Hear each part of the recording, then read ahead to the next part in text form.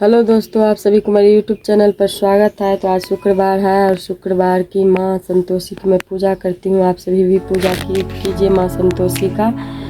तो संतोषी माता का हम कथा कहने जा रही हूँ आज। तो आप लोग ज़रूर सुनिएगा पूरा कथा सुनने से आप सभी का मनोकामना भी पूरा होगा। जो भी मन में रखते हैं मनोकामना वो पूरा हो जाएगा। तो पूरा कथा जरूर सुनिए और ज़्यादा से ज़्यादा शेयर कीजिएगा, हर इच्छा पूरा होगा आप लोगों का। तो देखिए, पहले हम लोग संतोषी माता का व्रत करने के और कथा कहने के ये हाथ में गुड़ चना लेते हैं और गुड़ चना माँ संतोषी का भोग लगाते हैं। माँ को सिंदूर का टीका लगाती हूँ और धूप दीप अगरबत्ती जय संतोषी माँ संतोषी को दिखाते हैं।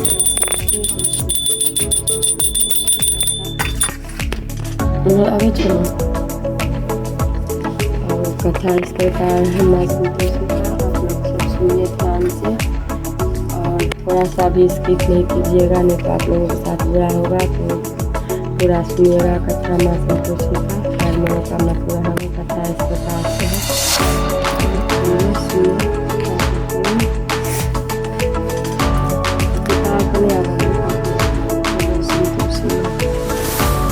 बोलो आप सभी। कंचनपुर नगर में एक बुढ़िया रहती थी। उस बुढ़िया के 7 बेटे थे। सभी का विवाह हो चुका था। 6 बड़े बेटे तो काम करते थे, लेकिन 7वां बेटा भी कोई काम नहीं करता था। सुबह उठकर स्नादि से निवृत्त होकर 6 बेटे रसोई में बैठकर भोजन करते और फिर अपने काम पर चले जाते थे। बुढ़िया उन बेटों को अपने हाथ से खीर, पूरी, हलवा आदि बने भोजन बनाकर खिलाती थी। 7वां बेटा खूब धूप निकलने पर बिस्तर से उठता था, फिर स्नान करके भोजन के रसोई में जाता था। बुढ़िया दूसरे बेटों का बचा हुआ खाना एक थाल में रखकर उसे दे देती थी। सातवां बेटा उसी भोजन को खुश होकर खा लेता था। भोजन करके वह घर से निकल जाता और अपने दोस्त के साथ घूमता फिरता। इस तरह मौज मस्ती से उसकी दिन व्यतीत हो रही थी। उसके पत्नी बार बार उसको कोई काम करने के लिए कहती थी, लेकिन वह हंसकर कहता था, अरे तुम बार बार क्यों काम के लिए कहती हो? कितने मजे से दिन गुजर रहे हैं। माँ कितने बढ़िया भोजन बनाकर खिलाती है। तब उसकी पत्नी क्रोधित होकर कहती है, माँ तुम्हें बढ़िया भोजन बनाकर नहीं खिलाती, बल्कि सबका बचा हुआ जूठा भोजन खिलाती। यदि तुम्हें मेरी बात पर विश्वास ना हो तो किसी दिन छिपकर सुन, अपनी आंखों से देख लेना। अपनी पत्नी के बात पर उसका यकीन न था, लेकिन एक दिन इस बात की सच्चाई जानने का निर्णय करके वो सिर दर्द का बहाना बनाकर एक चादर ओढ़कर रसोई में ही सो गया। थोड़ी देर के बाद उसकी माँ ने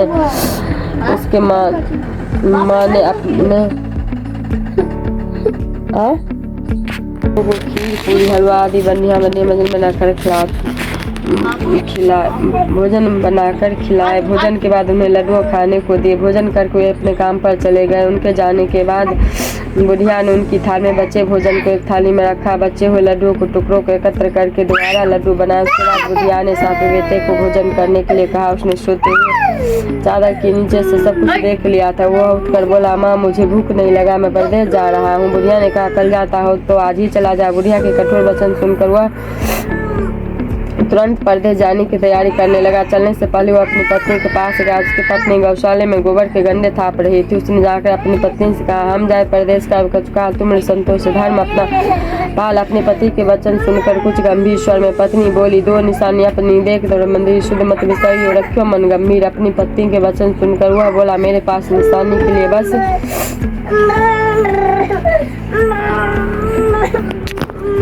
बस यह एक अंगूठी है, इसे अपने पास रख लो, लेकिन अब तुम भी अपनी कोई निशानी मुझे दे दो, ताकि परदेश में उस निशानी को देखकर तुम्हें याद कर सकूं। अपने पति की बात सुनकर वह बोली, नाथ मेरे पास निशानी के लिए कुछ भी नहीं है। फिर कुछ सोचकर उसने गोबर के हाथ से उसकी पीठ पर छाप लगा दी। 7वां बेटा अपनी पत्नी को उस निशानी को लेकर परदेश के लिए चल पड़ा। कई दिनों की लंबी यात्रा करके एक सुंदर और विशाल नगर में पहुंचा। वहाँ उसने कई दुकानदारों से नौकरी देने के लिए प्रार्थना की, लेकिन समय से परदेशी जानकर उसकी प्रार्थना ठुकरा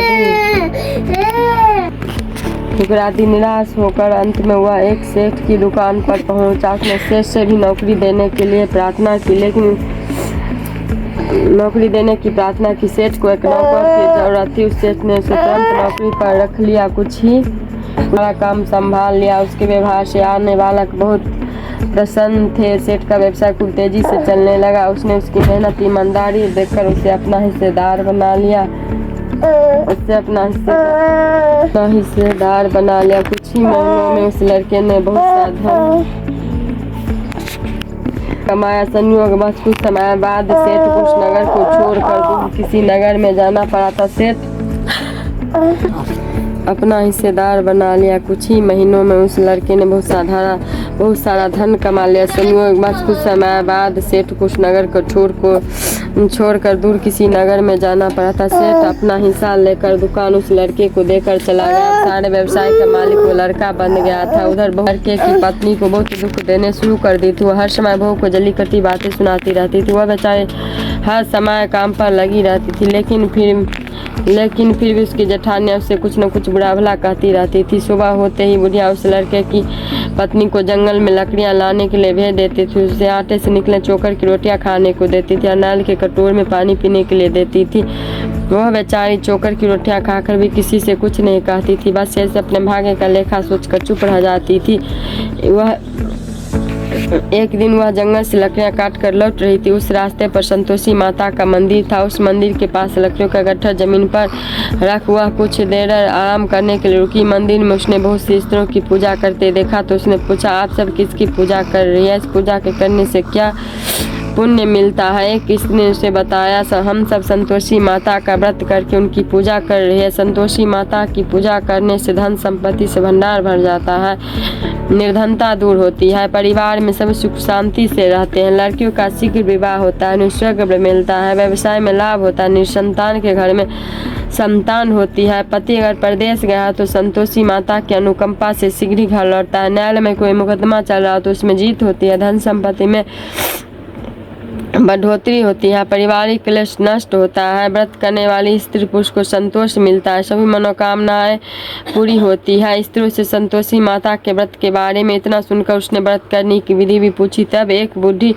स्त्री ने उसे बताया, संतोषी माता का व्रत करके गुड़ और चने का प्रसाद बांटकर स्वयं भी प्रसाद ग्रहण करना, कभी नहीं भूलना। संतोषी माता गुड़ और चने से की गई पूजा से प्रसन्न होती है। संतोषी माता का व्रत शुक्रवार को ही किया जाता है। शुक्रवार को सूर्योदय से पहले उठकर स्नादि से निवृत्त होकर संतोषी माता के मंदिर में जाकर पूजा करके व्रत कथा सुननी चाहिए। मंदिर में ना जा सको तो घर के किसी कमरे में संतोषी माता का मूर्ति या चित्र रखकर छोटा सा मंदिर बनाकर पूजा करनी चाहिए। व्रत करने वाले व्यक्ति को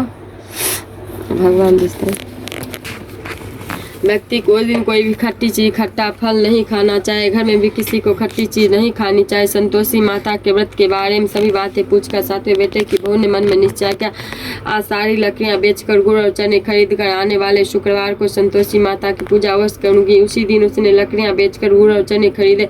शुक्रवार को सूर्योदय से पूर्व उठकर उसने स्नान आदि किया, फिर स्वच्छ ताजा जल भरकर चने और गुड़ के साथ जंगल की ओर चल पड़ी।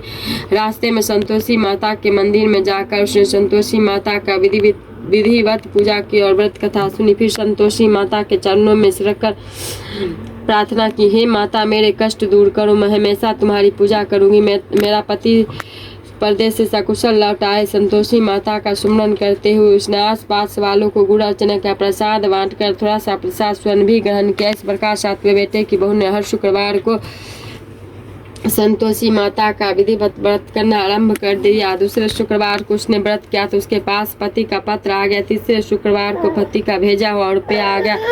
इस पर घर के लोग उससे ईर्ष्या करने लगे, जेठानियां ताने देने लगी, अरे अब तो पति के पत्र आने लगा है, रुपया भी आने लगा है। घर के बच्चे भी बार बार कहने लगे, अब तो चाची के पास रुपया आने लगा है, अब तो किसी से सीधे मुँह बात भी नहीं करेगी।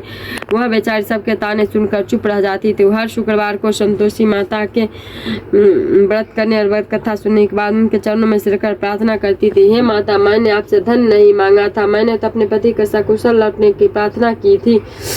एक दिन उसकी प्रार्थना सुनकर संतोषी माता ने प्रसन्न होकर कहा, जा बेटी तेरी मनोकामना अवश्य पूरी होगी, तेरा पति शीघ्र ही घर लौटेगा। वह बेचारी संतोषी माता के वचन सुनकर खुशी खुशी घर लौटी। उधर सातवां बेटा दुकानदारी में इतना व्यस्त हो चुका था कि उसे पत्नी और घर का कोई श्रम नहीं रहा था। दुकान के काम से उसे फुर्सत नहीं मिलती थी।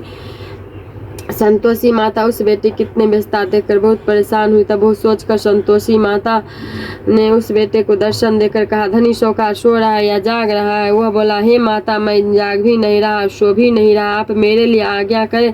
संतोषी माता ने कहा, तूने परदेश में आकर इतना धन कमाया, पर क्या तुझे अपनी पत्नी का भी कुछ स्मरण है? उसने कहा, हे माता, मुझे अपनी पत्नी का तो स्मरण है, लेकिन इस दुकान से कहीं जाने का मुझे अवकाश नहीं मिलता। अब देखो ना, सारा रुपया व्यवसाय में लगा हुआ है, जब तक सारा रुपया वापस नहीं आ जाता मैं अपने घर कैसे जा सकता हूँ? संतोषी माता ने कहा, कल सुबह उठकर संतोषी माता का नाम लेकर मंदिर में घी का दीपक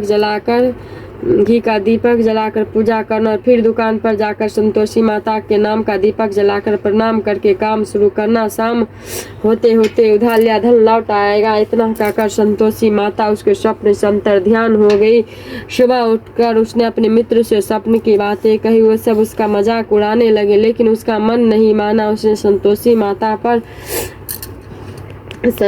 माता पर पूरा विश्वास करके मंदिर में जाकर घी का दीपक जलाया। दुकान पर भी दीपक जलाकर संतोषी माता का सुमरन करके काम शुरू किया। उस दिन संतोषी माता की अनुकंपा से सचमुच चमत्कार हो गया। उधार सामान ले गए लोग जल्दी जल्दी रुपया लौटाने आने लगे। देखते देखते रुपये का ढेर लग गया। शाम तक सारा धन भी लौट आया।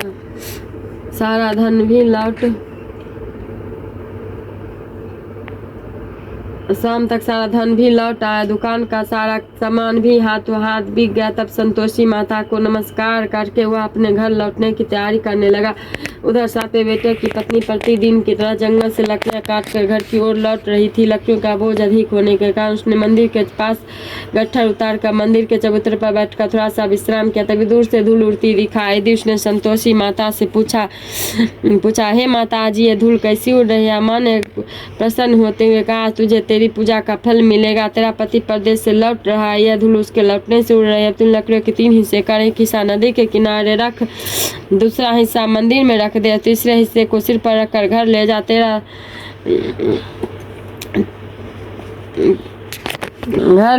पति लकड़ियां देखकर रुकेगा, लकड़ियां जलाकर भोजन बनाकर खाएगा, फिर घर जाएगा। तू घर पहुंचकर लकड़ियों का गट्ठर आंगन में डालकर कहना, सासू जी लकड़ियां का गट्ठर ले आई, चोकर की रोटियां दे दो, नारियल की कटोरी में पानी दे दो। फिर पूछना, आज घर में कौन मेहमान आया है? संतोषी माता की बातें सुनकर वह खुश हुई, घर की ओर चल पड़ी। कुछ देर बाद उसका पति वहां पहुंचा और लकड़ियों का ढेर देखकर उसने भोजन बनाकर खाया। फिर कुछ देर विश्राम करके घर पहुंचा। उधर बहू ने लकड़ियों का गट्ठर जमीन पर डालते हुए जोर से आवाज लगाई, सासू जी लकड़ियां ले लो, चोकर की रोटियां दे दो, नारियल की कटोरी में पानी दे दो, आज घर में कौन मेहमान आया है? यह सुनकर उसकी बुढ़िया सास बोली, बहू ऐसा क्या कहती हो? तेरा पति ही तो परदेश से आया है। नहा धोकर मीठी खीर खा, नए कपड़े पहनकर पति के पास बैठ। उसके पति ने कमरे की खिड़की से सब कुछ देखा और सुना। उसने कमरे से बाहर आकर भिखारी की तरह खड़ी अपनी पत्नी को देखकर कहा, माँ, यह औरत कौन है? माँ ने कहा, बेटे, यह तेरी बहू है। जब से तू परदेश गया है तभी से इसने ऐसा हाल बना रखा है। सारा दिन गाँव में से ही जानवरों की तरह घूमती फिरती है, घर की कोई काम नहीं करती और नारियल की कटोरी में पानी मांग रही है। सातवां बेटा गंभीर होकर बोला, माँ, मैंने इसकी सारी बातें स्वयं अपने कानों से सुनी है। मुझे बराबर वाले दूसरे घर की ताली दे दो, मैं उसे घर में रहूंगा। बुढ़िया माँ ने उस बेटे को दूसरे घर की ताली दे दो। अपनी पत्नी के साथ उस घर में आनंद से रहने लगा। उसके पास धन की कोई कमी ना थी। उसने घर को महल जैसा सुंदर बना लिया। अगले शुक्रवार को उसकी पत्नी ने कहा, प्राणनाथ, मैं संतोषी माता का व्रत करती हूँ। संतोषी माता की अनुकंपा से मेरे सब काम पूरे हुए। अब मैं व्रत का उद्यापन करना चाहती हूँ। पति ने कहा, वैसे उद्यापन करो, मैं उद्यापन के लिए सब सामान एकत्र करता हूँ। बहू ने अपनी जेठानियों के लड़कों को भोजन के लिए बुलाया। सभी जेठानियाँ उसके धन संपत्ति भर चर्चा करने लगी। जेठानियाँ ने अपने बच्चों को सिखा दिया कि तुम भोजन के समय खट्टी चीजें मांगना। वही नहीं चाहती थी कि उसका उद्यापन पूरा हो। संतोषी माता की पूजा के बाद जब बच्चों को भोजन के लिए कहा गया तो सब खटाई मांगने लगे। बहू खटाई मांगने लगे। खटाई किसी को नहीं मिलेगी। तभी सब बच्चे उससे पैसे मांगने लगे। बहू ने के बारे में कुछ नहीं जानती थी। उसने बच्चों को पैसे दे दिए। बच्चे दौड़ते हुए बाजार में गए, इमली लेकर खाने लगे। बच्चों को पैसे देने, उनकी इमली खाने से संतोषी माता क्रोधित हो गए। उनके प्रकोप से उसी समय राजा के सैनिक 7वें बेटे की दुकान पर पहुंचे और उसे पकड़ कर ले गए। बहू रोने लगी। जेठानियां ताने देने लगी, अरे बेईमानी से कमा कर धन लाया था, इसलिए राजा के सैनिक पकड़ कर ले गए। अब बंदीगृह में रहना पड़ेगा, साथ ही राजा सारा धन भी छीन लेगा। 7 बेटे की बहू रोते हुए संतोषी माता के मंदिर में गई, उनके चरणों में सिरकर प्रार्थना करने लगी, हे माता, मुझसे कौन सी भूल है, आपने किसी अपराध की इतनी बड़ी सजा दी है। संतोषी माता ने तुरंत प्रकट होकर कहा, बेटी, तूने उद्यापन में बच्चों को पैसे देकर बहुत बड़ी भूल की है। उन पैसों से बच्चों ने खटाई खाकर तेरा व्रत को नष्ट किया है। बहू रोते रोते बोली, माँ, मुझे क्षमा कर दो, मैं बच्चों को बात में यह सब भूल गई थी। अब मैं दोबारा उद्यापन करूंगी, अब कोई भूल नहीं करूंगी। संतोषी माता ने कहा, जब तू दोबारा विधिवत उद्यापन करोगी तो तेरी मनोकामना अवश्य पूरी होगी। मंदिर से घर लौटते हुए रास्ते में उसे उसका पति वापस आता हुआ मिल गया। बहू ने पूछा, राजा के सैनिक आपको क्यों पकड़ कर ले गए? तो वह हंसते हुए बोला, मैंने इतना धन कमाया था, उसका टैक्स नहीं दिया था, इसीलिए राजा ने मुझे बुलाया था। अगले शुक्रवार को उद्यापन के लिए बहू ने लड़कों को भोजन के लिए बुलाया था। जेठानिया ने अपने बच्चों को पुनः अपने लड़कों को भोजन में खटाई मांगने के लिए सिखा दिया। संतोषी माता की पूजा के बाद गुड़ और चने का प्रसाद बांटकर बहू ने स्वयं भी प्रसाद ग्रहण किया। जब बच्चों को भोजन के लिए बैठाया और खीर पूरी हलवा खाने के लिए कहा तो बोले, हमें खीर हलवा अच्छा नहीं लगता, हमें तो खट्टी चीज खाने को दो। बहू ने कहा, किसी को खट्टी चीज खाने को नहीं मिलेगी और मैं तुम्हें पैसे भी नहीं दूंगी। खीर पूरी हलवा खाना है तो खाओ। बच्चों नहीं माने तो उसने उन बच्चों को भगाकर ब्राह्मणों को बच्चों को बुलाकर भोजन कराया। दक्षिणा उन बच्चों को मीठे फल खाने को दिए। उनके उद्यापन से संतोषी माता बहुत प्रसन्न हुई। उनकी अनुकंपा से बहुत शीघ्र गर्भवती हुई। 10वें महीने उसने एक सुंदर पुत्र को जन्म दिया। वो प्रतिदिन उस बेटे को लेकर संतोषी माता के मंदिर में जाने लगी। कुछ दिनों के बाद संतोषी माता ने सोचा, मैंने इसे जीवन के सभी सुख दिया, अब इसकी परीक्षा लेकर देखती हूँ। यह सोचकर संतोषी माता ने एक बुढ़िया का रूप धारण किया। लाठी टेकते बहू के घर पहुंची। बुढ़िया के सारे शरीर पर मक्खियां भिन भिन आ रही थी। उसे देखते सब मुंह सिकोड़ने लगते थे। बुढ़िया ने जाकर दरवाजा खटखटाया तो बहू की सास ने दरवाजा खोला और उसे देखते ही जोर से चिल्लाई, अरे लड़के, इस गंदी बुढ़िया को भगाओ, मुझे तो यह कोई चुड़ैल नजर आती है, इसे भगाओ नहीं तो यह किसी को खा जाएगी। लड़के उठकर भागे और उन्होंने अपने घर के दरवाजे और खिड़कियां बंद कर ली। छोटी बहू बराबर वाले घर की खिड़की से उस बुढ़िया को देख रही थी। उसने जल्दी से दरवाजा खोला और बुढ़िया के पाँव छूकर अपने घर में ले गई। सास ने उसे रोका तो बहू बोली, आज तो बहुत खुशी का दिन है, मेरी संतोषी माता मेरे घर आई है। छोटी बहू का बेटा दूध पीने के लिए रो रहा था। बहू ने उसे दूध भी नहीं पिलाया और संतोषी माता की सेवा में व्यस्त हो गई। बुढ़िया सास क्रोध से बहू को बुरा भला कहने लगी। बहू बोली, सासू माँ, आज मेरी संतोषी माता मेरे घर आई है, इनका व्रत करने से मेरे घर में इतनी खुशियां छाई। इतना सुनते सब उस बुढ़िया के पास दौड़ते हुए आए और उनके पाँव छूकर क्षमा मांगते हुए बोले, माँ, हमें क्षमा कर दो, हमने आपको पहचानने में बहुत बड़ी भूल की है, हम आपका व्रत की विधि नहीं जानते हैं। माता, अब हम भी आपका व्रत क्या करेंगे। उन लोगों की प्रार्थना सुनकर बुढ़िया का रूप धारण किया। संतोषी माता प्रसन्न हुई। उन्होंने संतोषी माता के व्रत की विधि बताए। बुढ़िया से व्रत की विधि जानकर संतोषी माता के व्रत के करने से उन सब की भी मनोकामना पूरी हुई। उनके घर में धन की वर्षा होने लगी। बुढ़िया के सभी बेटों का व्यवसाय खूब तेजी से चलने लगा। धन संपत्ति के भंडार भरने लगे। संतोषी माता का व्रत करने और व्रत कथा सुनकर गुड़ चने का प्रसाद खाने वाले की सभी मनोकामनाएं संतोषी माता पूरी करती है। व्यवसाय में दिन दुगुनी रात चौगुनी तरक्की होती है। निसंतान स्त्रियों की पुत्र की प्राप्ति होती है। संतोषी माता विधिवत व्रत करने वाली कुमारी कन्याओं को बंचा सुंदर स्वर्ग में मिलता है। बोलो माँ संतोषी की जय। बोलो माँ संतोषी की जय।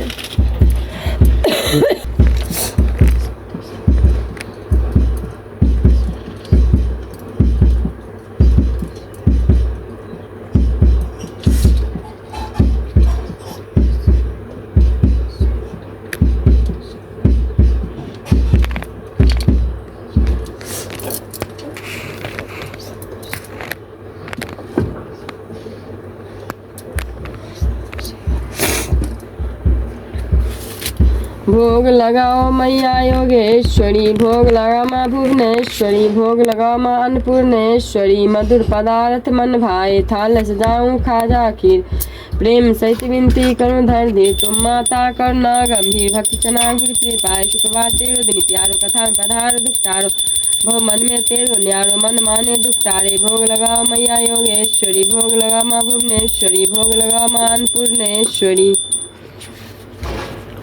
जय संतोषी माता मैया, जय संतोषी माता, अपने सेवक जन को सुख संपत्ति दाता। जय संतोषी माता, सुंदर चीर सुनाहरी माँ धारण कीन्हो, हीरा पन्ना दमके तन सिंगार लीन्हो। जय संतोषी माता, गेरू लाल छटा छवि बदन कमल सोहे, मंद हसत करुणामय त्रिभुवन जन मोहे। जय संतोषी माता, स्वर्ण सिंहासन बैठी चवर ढूढ़े प्यारे, धूप दीप मधुमेवा भोग धरे न्यारे।